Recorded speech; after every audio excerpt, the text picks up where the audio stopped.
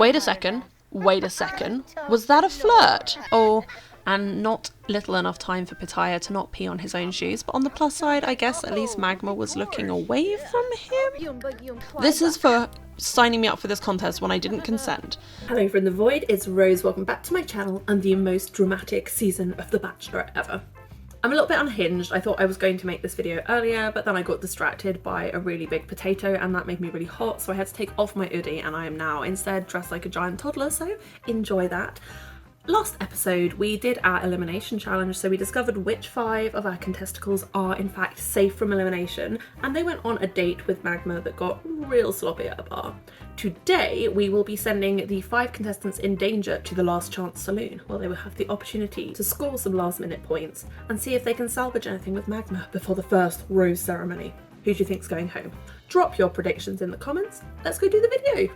We're picking up straight after they get back home from the date, and I've actually sent all of the contestants to the pod to give Magma some space to think about her decision, which she is choosing to do by swimming around in front of where they're all trapped in a thong swimsuit. And honestly, girl, I respect the hustle, if that's what works for you. Now, this is going to be the first time some of the contestants have been in the pods, although it looks like Emerald has somehow escaped, despite the fact there are no doors. I actually had to delete the doors and replace them with windows, because when I had doors, somehow, even when they were locked, people would escape.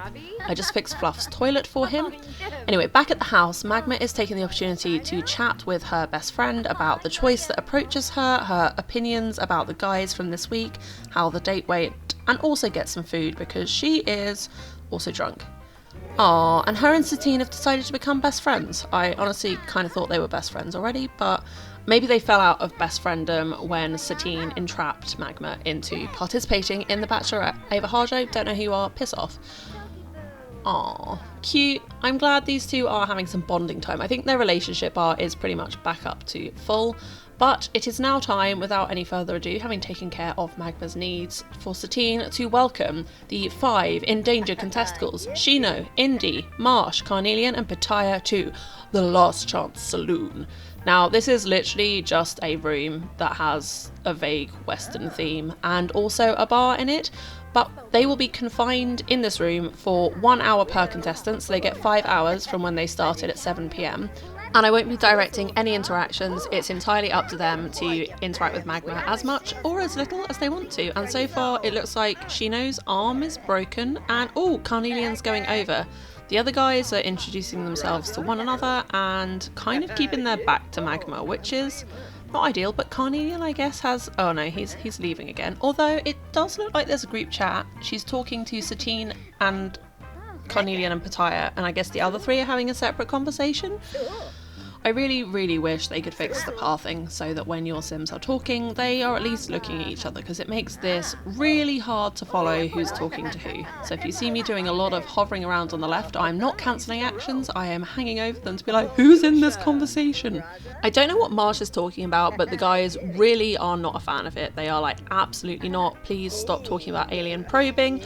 Pitaya, it looks like, is desperate for a wee, which is not good news for him because there is not a bathroom in the Last Chance Saloon, only suffering, and it looks like Indy might be heading to the bar. Ruh-roh. Anyway, at the moment it's still just Carnelian in the chat, although it does look like Schino in his little water shoes is about to jump aboard, having done some not entirely kind impressions of Marsh. Oh, but he's giving Magma a hug, that's nice. I'd be really interested to know what decides how Sims greet each other, because Schino is proper, but he did a hug. Carnelian did the 2-cheek kiss, which to me is more proper, but what do I know? One thing I do know for sure is that Magma likes compliments, and clearly she feels she's not getting enough because she has decided to do some fishing for them. She's like, oh, this old thing, did you say you liked it? No one said that, babe, but, you know, I appreciate it. Oh, she knows, like, oh, table? Must go look at table, don't know how to react to this. He's leaving Marsh and Pitaya to cover the conversation, but Pitaya is quite distracted, and it looks like actually Marsh is freaking out about the weather a little bit too, which does make sense because he's a paranoid conspiracy theorist who believes in aliens, so maybe he thinks that the flashes are actually UFOs coming to get him. Either way, Schino has re-entered the conversation, I think, or he's just lolling about. Wait a second. Wait a second. Was that a flirt? That looks like a little 2-finger flirt. Slow-mo it. Oh my god, Marsh just delivered the first flirtation of the entire game. Marsh! I didn't know you had it in you, and he's having a breathtaking encounter. Boys, look around. This purple-haired guy in his pajamas freaking out about thunder. It may be your big competition. Pay attention. But maybe don't pay attention to Pitaya, who might be about to piss himself. We're gonna try not to watch him, except for we have to, because that's literally what we're here to do. Indy's the only one that hasn't joined the conversation. It looks like he's fighting with Satine, having finished his drink, which is maybe not the best tactic. Oh, neither is what Marsh is doing. He's really flipped the script. He's just gone and yelled at Magma, and I have no idea why. I mean, maybe he was feeling vulnerable from the flirtation. Carnelian's trying to distract them by talking about dinosaurs, while in the background, Satine is jump scaring Schino, which honestly, kind of here for. It's funny. Magma, on the other hand, is now just like, I'm gonna go and look at this pipe. There's only about half an hour left in the meeting. Time for enough for some more scares. Oh, and not little enough time for Pitaya to not pee on his own shoes. But on the plus side, I guess at least Magma was looking away from him. I mean, he does look filthy. Anyway, I wonder if Indy is going to find an opportunity to get a chat in, or whether he is going to rely on the relationship that he had built previously.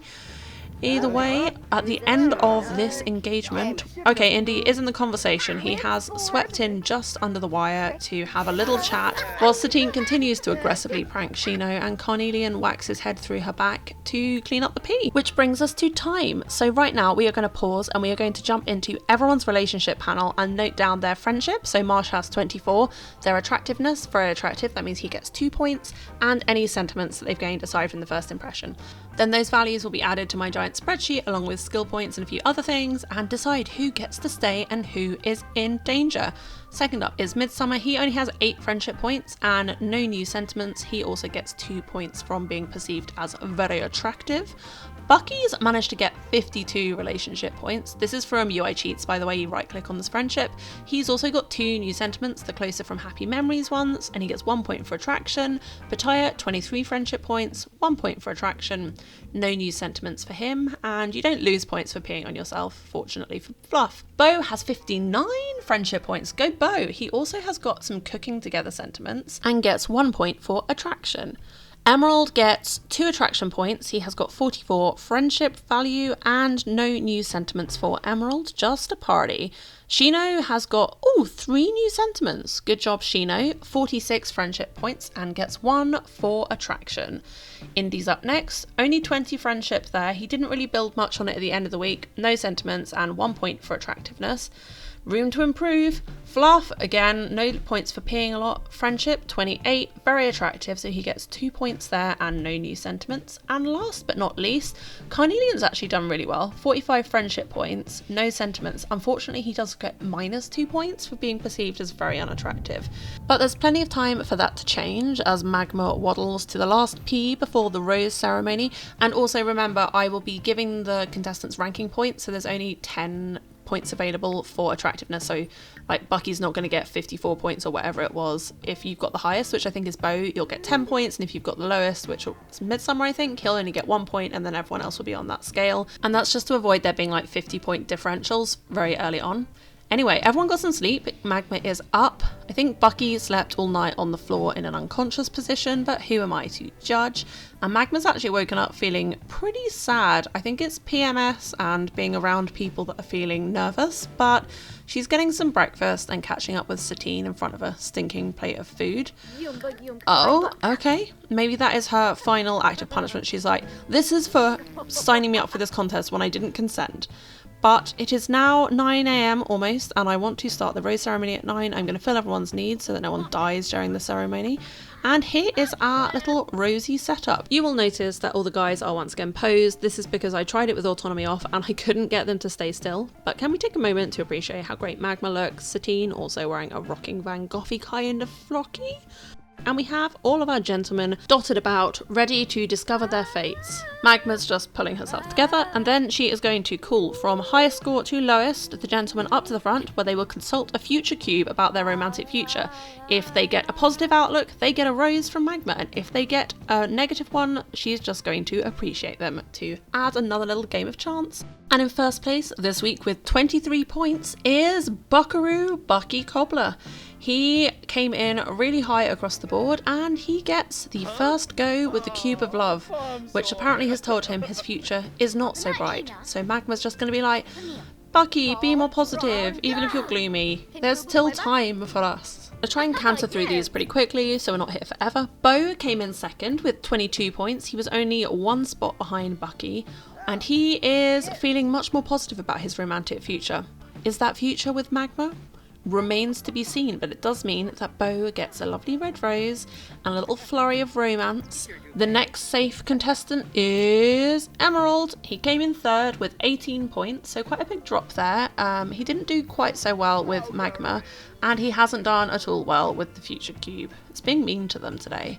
So he just gets to be appreciated by Magma. She's like, maybe I could see a little bit more than a party. Schino's actually up next. Despite the fact he didn't get the 5-point boost from being on the winning team, he did have the third highest friendship with Magma and also 3 points from that sentiment bonus, which has not helped him out with the cruel master that is the Future Cube, and unfortunately he just goes in on an appreciation. Schino's score was actually equal with the next person, but he had a higher relationship with Magma than Midsummer does, so he got to come up first, even though Midsummer was already safe, and Midsummer is still being negged by this cube. Honestly, come on, cube. I thought the odds would be better than this, honestly. Although I guess it keeps the odds open with only Beau having had the boost so far, and honestly, Midsummer just looks pretty happy to be out of the pod, and with Magma. Fluff is the last of our safe contestants. He finished the week with 16 points, and despite the fact he did mediocrely in all things, it doesn't mean he can't win over the cube. He can't win over the cube. Anyway, Magma is going to give him some well-needed affirmation, send him back to the house, leaving us with only our endangered bottom four. First to be safe is Marsh, who finished the week with 15 points, thanks almost entirely to his skilling. But apparently the Future Cube was impressed by him also, and he becomes the second sim to receive a rose from Magma, perhaps because he had the courage to flirt in the Last Chance Saloon. Good job, Marsh. Head back on, and let's see who of these bottom three is also not going to have to endure being in the final two. Carnelian takes that last safe spot. He did some good work yesterday in the saloon and has been just reliable and sweet and clean, but the cube does not care. The cube is cold, but Magma is warm, and she will give Carnelian some hopefully uplifting news before calling up those last two boys. Oh, Carnelian looks so sad, and talking to Satine. She's like, I know what I'm gonna do. Satine's like, what are you gonna do? Pitaya finished the week actually with the same number of points as Carnelian. He just had a much lower score with Magma, and he seems quite upset. He's like, but I'm perfect. Why would anybody not want to date me? And Magma's probably telling him, I need to actually see something of you, and also don't be a little bitch in front of Indy, because Indy is probably not having a very good time right now. Magma is going to have a few strongly worded words with him because his drinking has been off the charts, and honestly it hasn't given us enough of an opportunity to get to know him at all. However, whilst the cube judges him and he thinks he's heading home in a heap of sorrow, I made the decision before I even had any contestants. I didn't want to send anyone home the first week. This was all a fake out. No, but in all seriousness, people put a lot of time into making these sims for me, and I want to give them a chance to shine, and I know how much it sucks when you go out first, so let me know in the comments if you're expecting my shady move to not send anybody home. I really hope you've enjoyed this video, and if you would like to, leave me a comment, leave me some feedback, how you think I'm doing, tell me who you love the most, tell me you love me the most. That would be awesome. I will see you in the next video. Thank you so much for watching. Bye bye for now.